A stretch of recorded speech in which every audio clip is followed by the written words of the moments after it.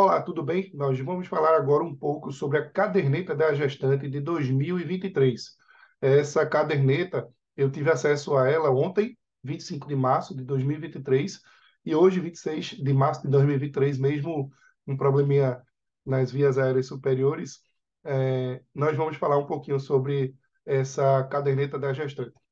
Gostaria de lembrar também que nós já postamos, nós já gravamos um vídeo sobre a caderneta da gestante de 2022. Esse vídeo só tem 10 meses, foi de maio de 2022, em que nós falamos da caderneta da gestante. Eu vou colocar o link do vídeo anterior aqui, se você quiser assistir. E, claro, vou pedir para você se inscrever no nosso canal, curtir, comentar. Isso vai fazer com que essas informações cheguem para outras pessoas que podem se beneficiar. Então, eu queria mostrar para vocês o modelo da caderneta da gestante atual e vou comparar também com o modelo antigo. Então, como tem aquele vídeo falando do modelo antigo, eu não vou ficar falando especificamente sobre a caderneta antiga. A gente vai se ater mais às principais modificações da caderneta atual. Então, comparando aqui, ó, a de 2022 com a 2023, se você perceber, eu gostei das cores, achei mais adequado. O azul e o rosa eu particularmente gosto muito. E eu gostei da presença do parceiro aqui, né? Eu achei muito interessante porque, queira ou não, é uma família aí e essa participação do parceiro ela é fundamental. Mas, basicamente, se você comparar as quatro primeiras páginas, elas são idênticas. O que mudou foi a cor. E, lógico, eu preciso fazer uma análise crítica também, porque a caderneta da gestante aqui, a gente tem 50 páginas. Então, assim, é um gasto de papel que a gente deve levar em consideração, sendo que muitas dessas orientações elas podem ser disponibilizadas através de vídeos, de sites, e eu não sei até que ponto realmente vale a pena. A gente tem que pensar em modernizar. O meu cartão de pré-natal ele tem uma, duas, três, quatro páginas de papel ofício apenas, e olha que eu acho que tem muitas instruções, porque eu acho que a pessoa tem que saber o básico, sabe? E dentro desse básico já vai ter muitas informações importantes. A gente não deixa de colocar as informações importantes, mas realmente, assim, a caderneta da gestante, ela é muito completa, ela é muito bonita, mas eu acho ela longa, sabe? Eu não acho uma praticidade tão boa, não. Mas, né, vamos tocando em frente. Bom, nas outras páginas aqui, ó, a gente vai ter que praticamente também ficou do mesmo jeito. Eu vou comparar a de 2023 com a de 2022, ó.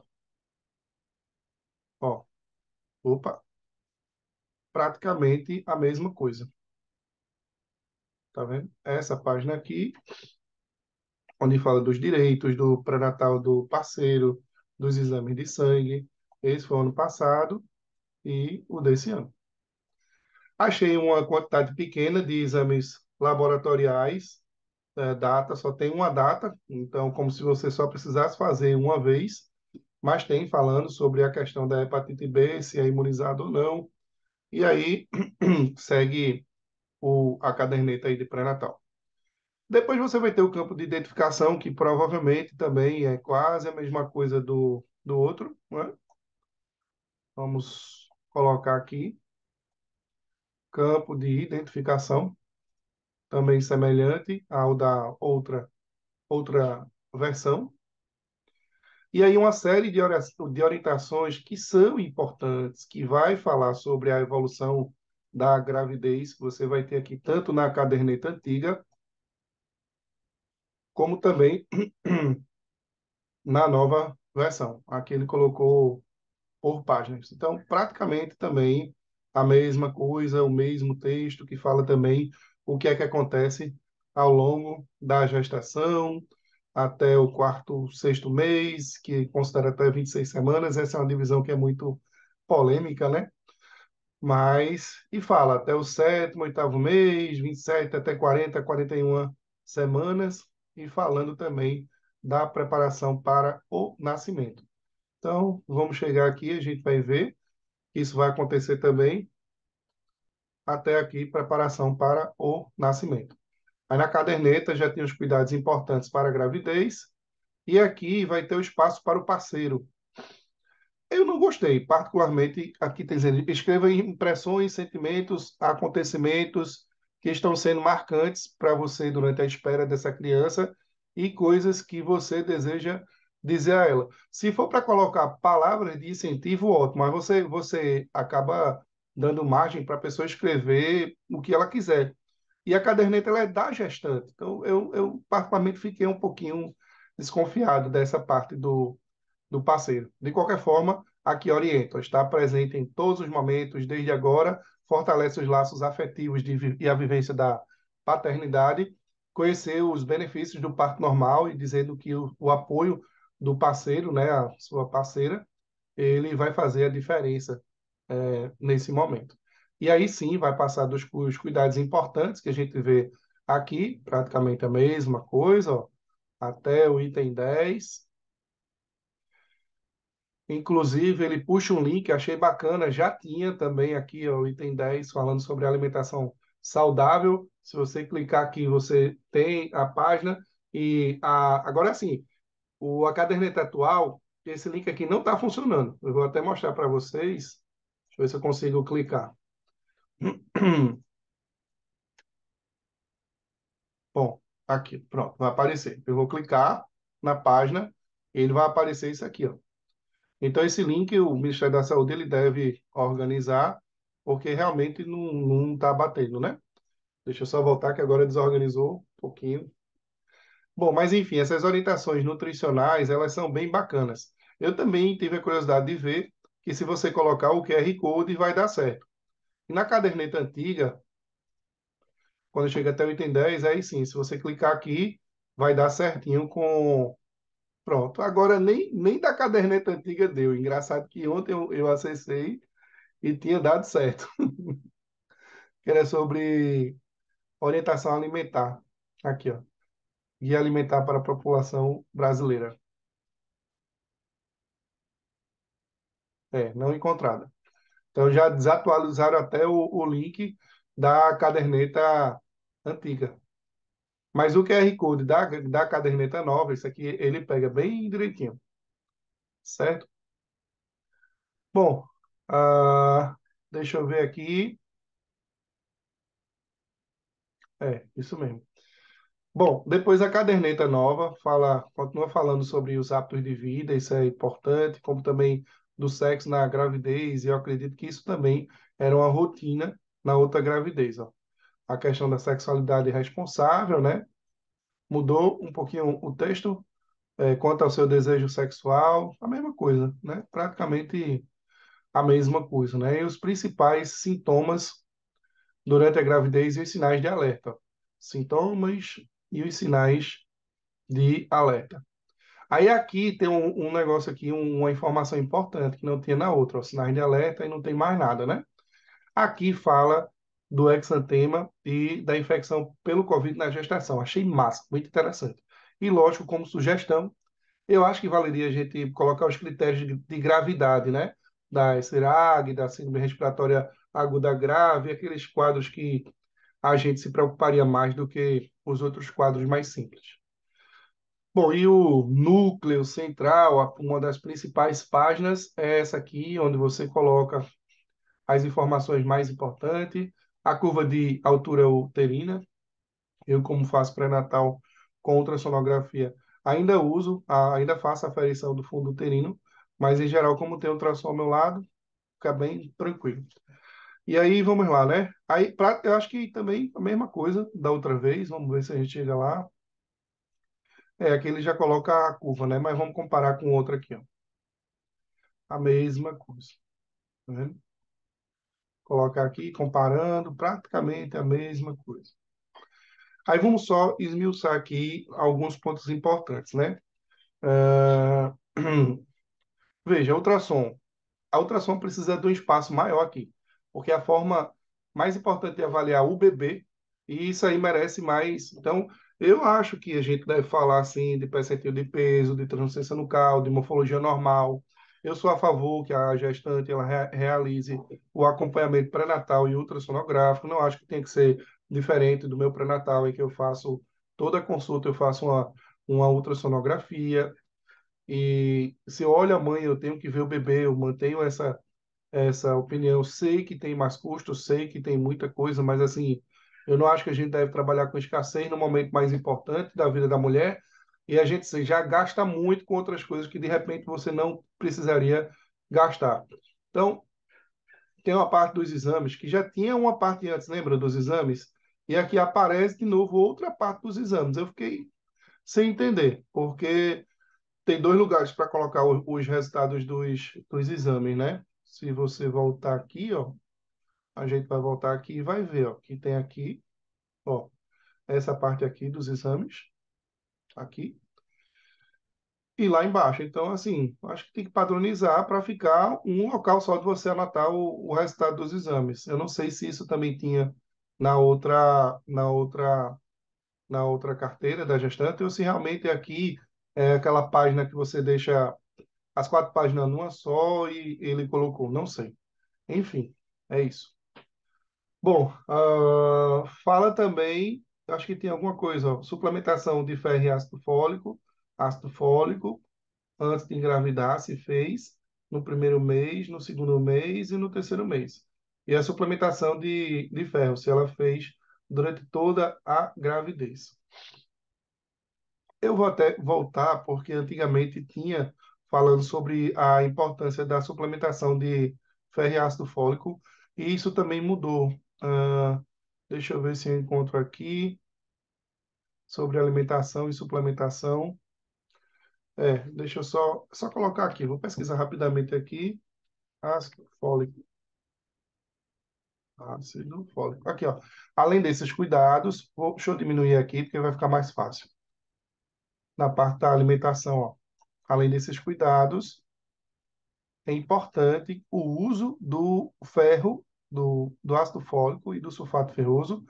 O ácido fólico deve ser usado diariamente, pelo menos 30 dias antes da data que planeja engravidar, de que engravidou, né, até a 12ª semana de gestação, para prevenção dos defeitos do tubo neural, anencefalia, acrania, defeito da parede anterior. E o sulfato ferroso durante toda a gestação. A opção pelo sulfato ferroso é muito simples, direto, objetivo, é mais barato, então fica mais fácil de você comprar mais para a população em geral, né? Mas, em geral, a gente prefere o ferro bisglicinato, né? E outras preparações. Mas voltando aqui aí você vai ter todas as consultas. Aqui tem um espaço bom, interessante, com a assinatura do profissional. Isso aqui também manteve-se em relação à outra caderneta da gestante. Ó, tá aqui, ó. Deixa eu voltar.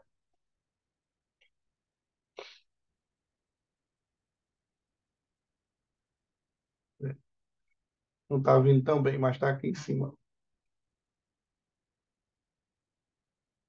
Estou perdendo o controle aqui.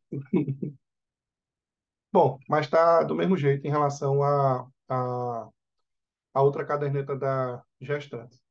E aqui fala, eu não gosto muito dessa divisão por meses, né? Eu acho que ele coloca aqui o primeiro mês até 4 semanas, depois o segundo mês até 9, depois até 13. O segundo trimestre de 31 a 40 semanas. Eu gosto mais de 1 a 14, né? 14 a 28 segundo trimestre, 28 a 42. Se analisar, vai dar 14 semanas cada um por trimestre de gravidez. Eu prefiro essa classificação. Mas aí, essa classificação, você vai ter discordância no mundo todo, né? Bom, fala também sobre o tipo de acompanhamento pré-natal. Fala da importância de você avaliar quinzenalmente a partir de 28 semanas e, sobretudo, naquelas mulheres que querem parto normal semanalmente. Infelizmente, isso era para ser realizado na prática e não é. Muitas pessoas ainda dão alta no pré-natal e não existe alta de pré-natal. Pelo contrário, você tem que voltar até depois do parto.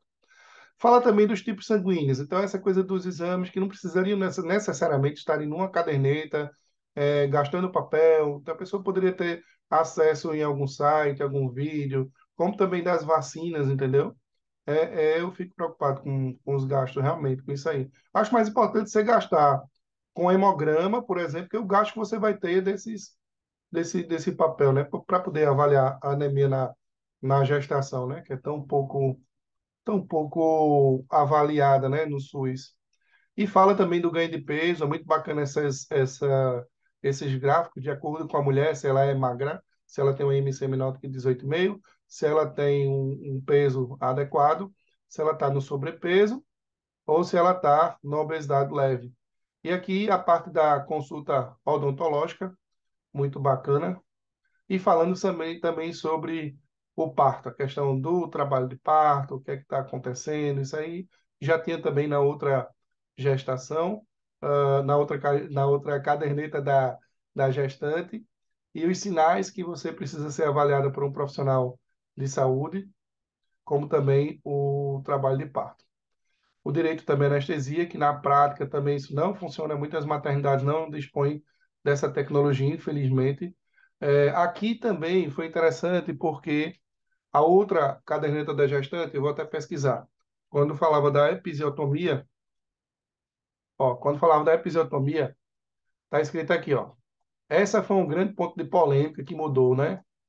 Opa, que era a episiotomia não deve ser realizada de rotina. Deixa eu só voltar aqui. Aqui não está muito legal, mas eu vou ler.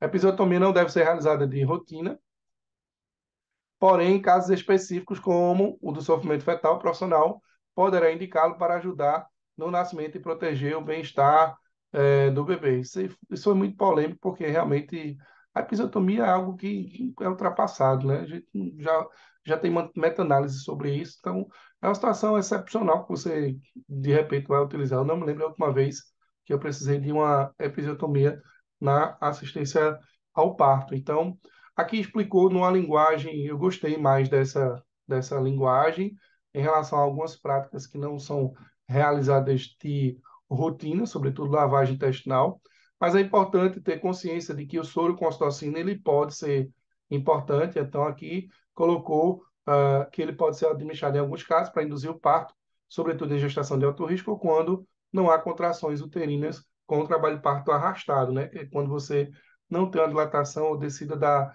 apresentação de maneira adequada.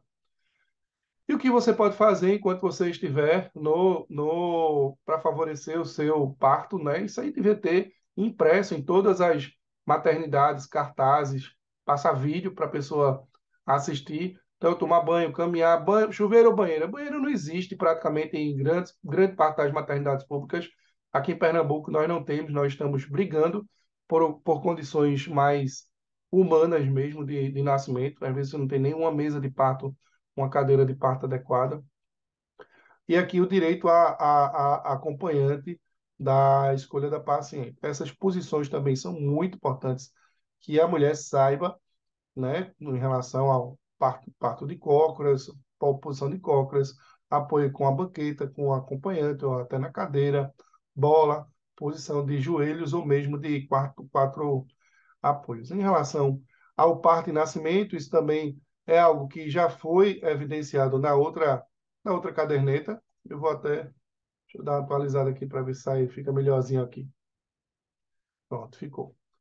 Em relação ao parto e nascimento, a outra caderneta também ficou bem semelhante, né? Já está aqui embaixo, vamos ver. Isso, ó. Trabalho de parto, as posições, ficou praticamente a mesma coisa, falando dos medos, sabe? E aqui, nessa parte final, ó, com relação ao parto normal, os medos, né? Aqui, ó. E fala da cesariana também. Cesariana pode salvar a vida da mulher, mas que o parto normal é mais vantajoso, aquela coisa toda que a gente já sabe. Aí, assim, tem um ponto aqui que não foi falado.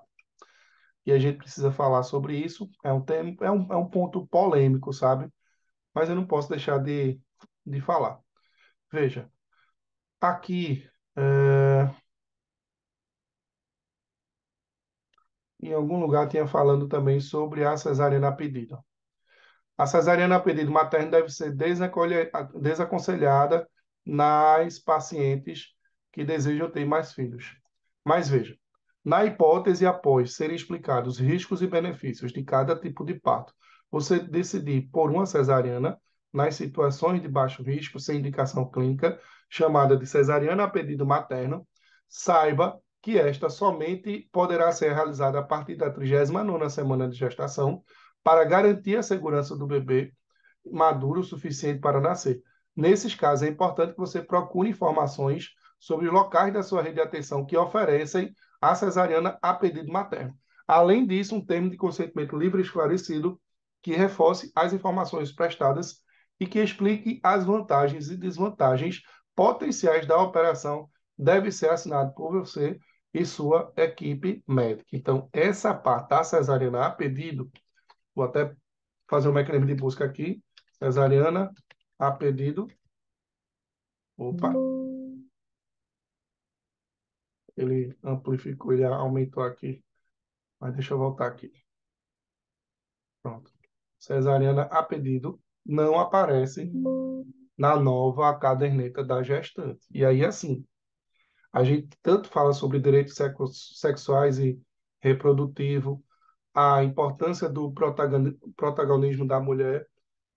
E deixo bem claro, na minha prática clínica não existe nada mais emocionante do que um parto vaginal bem assistido. Inclusive eu presto assistência aos partos normais no consultório e muitas vezes levo no serviço público um equipamento de ultrassom, porque eu acredito que é acredito não, já existem vários guidelines a respeito disso, as evidências científicas mostram que você pode ter uma maior segurança entendendo o mecanismo de parto e também em relação à avaliação da vitalidade fetal, inclusive dupla, intraparto está surgindo bastante. Então, assim, se a gente caminha para uma tecnologia melhor, apropriada para assistência ao trabalho de parto, se a gente caminha para os direitos sexuais e reprodutivos da mulher, infelizmente, a gente pode ser defensor do parto normal e humanizado, mas a gente não pode deixar de oferecer a cesariana a pedido, é um direito da mulher.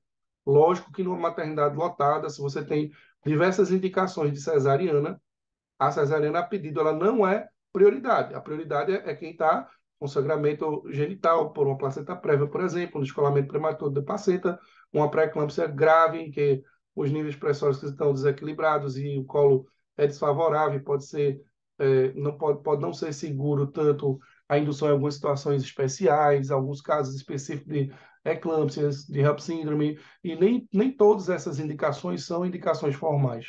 Mas, assim, a medicina baseada em evidência hoje, ela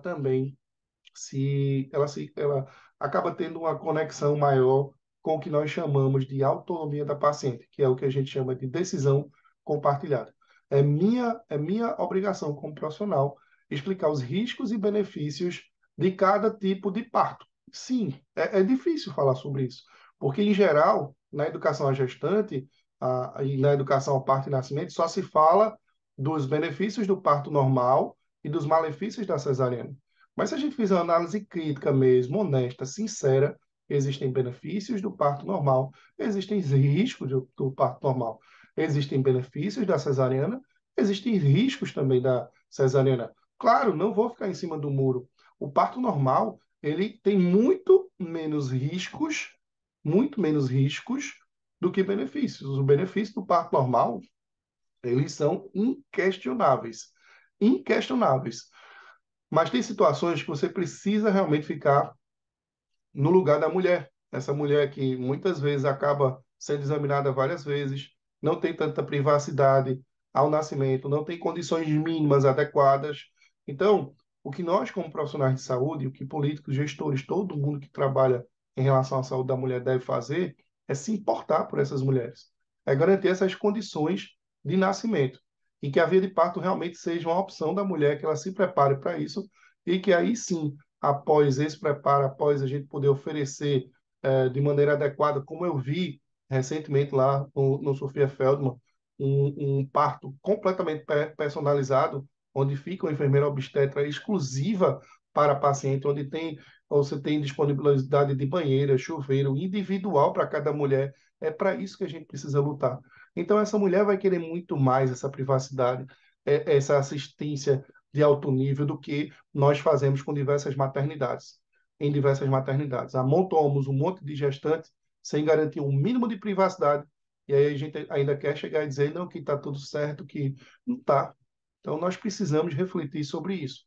E realmente, assim, falando sobre direitos sexuais e reprodutivos, ela também tem direito de escolha à cesariana, por mais que eu deixe claro que realmente, sobretudo em relação ao SUS, a gente sabe o risco de infecção ele é muito maior nas maternidades públicas, então existe o risco da cesariana, intraparto ou até fora do trabalho de parto, ele é maior na rede pública, né?